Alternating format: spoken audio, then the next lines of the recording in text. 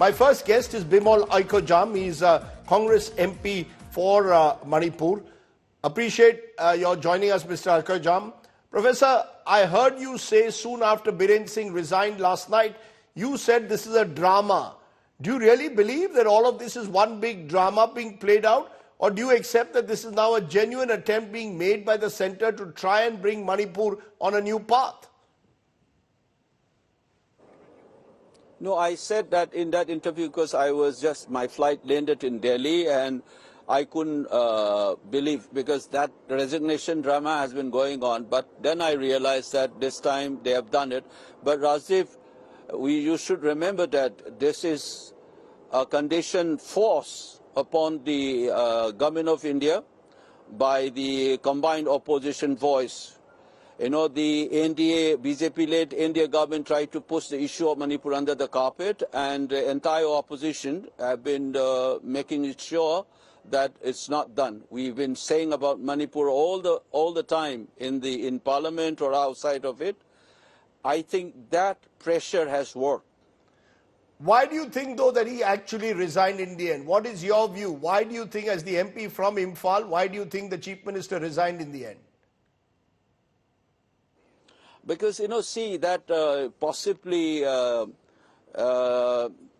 the assembly they will be exposed the kind of misgovernance, the irresponsible ways in which the state has functioned. Those exposure, along with the public opinion and quite possibly the internal dynamics within the BJP, if there is a no confidence motions, it will be embarrassing, and this shine of the that they are enjoying in Delhi election would have been disrupted. I think that's why strategically they have taken this decision so that there is no assembly session and that embarrassment is avoided. I think that's what I read. You're saying this decision has been taken to avoid further embarrassment, but do you believe it will be a major step in restoring normalcy and peace in Manipur, where more than 200 people have died in the last 21 months in ethnic violence? Well, it all depends on the attitude of the government of India and what they do from now onwards. No, but be more specific. What is it that you believe is required to go beyond the resignation of the Chief Minister? You know, what they have been doing is they have been ruling the state through a proxy so that they can absorb themselves of all the, unconstitutional things that has been the hallmark of the last 21 months and the suffering of the people. But I want you to be more specific. Chief Minister's resignation was a long-standing demand by various groups, including MLAs, professor of the ruling BJP in Manipur. Now that he stepped aside, what do you believe is required to bring Kukis and Meiteis closer together? I think the first of that semblance of the state must be restored. The writ of the state must work. This has been my consistent positions. If they are going to prop up another government which can rule the state under their diktats from Delhi, we can't fix responsibility.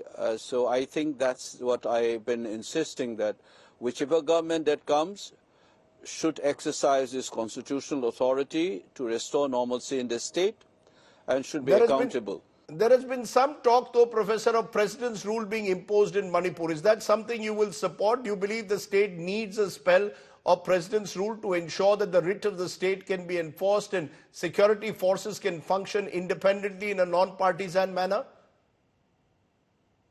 No, in principle, I'm against President's rule, because the will of the people of the state is what gets expressed in the elected members of the State Assembly, be that Manipur or anywhere else in this country.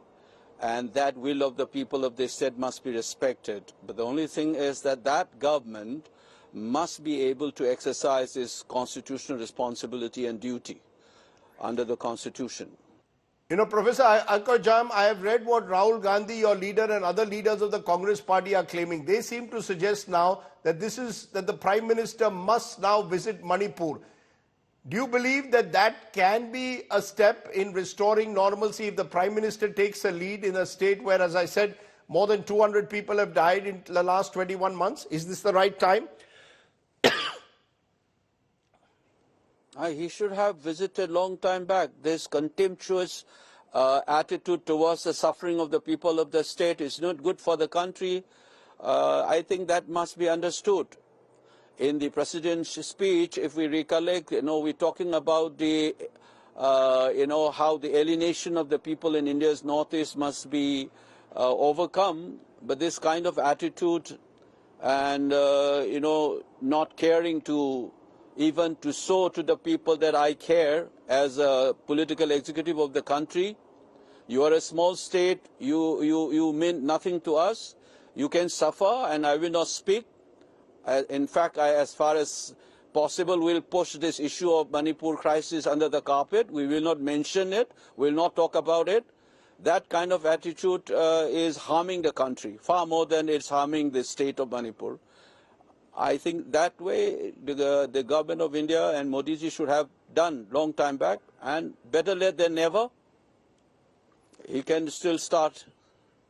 Do you believe, though, that all of this is therefore all too little too late?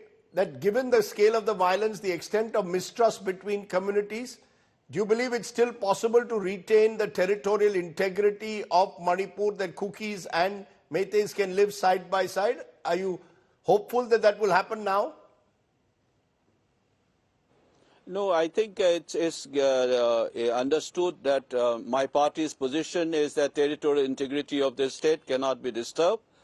It is a known position, even from the BJP side. Atal Bihari Vajpayee's time, they have taken that position that territorial integrity cannot be disrupted.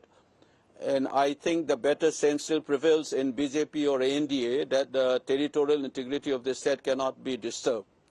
That should be the positions. And as I said, better late than never, that healing process and restoration of the constitutional scheme of things must start immediately. Professor Akoijam, for joining me here on the news today, appreciate you joining us, giving us your view as the MP from Manipur.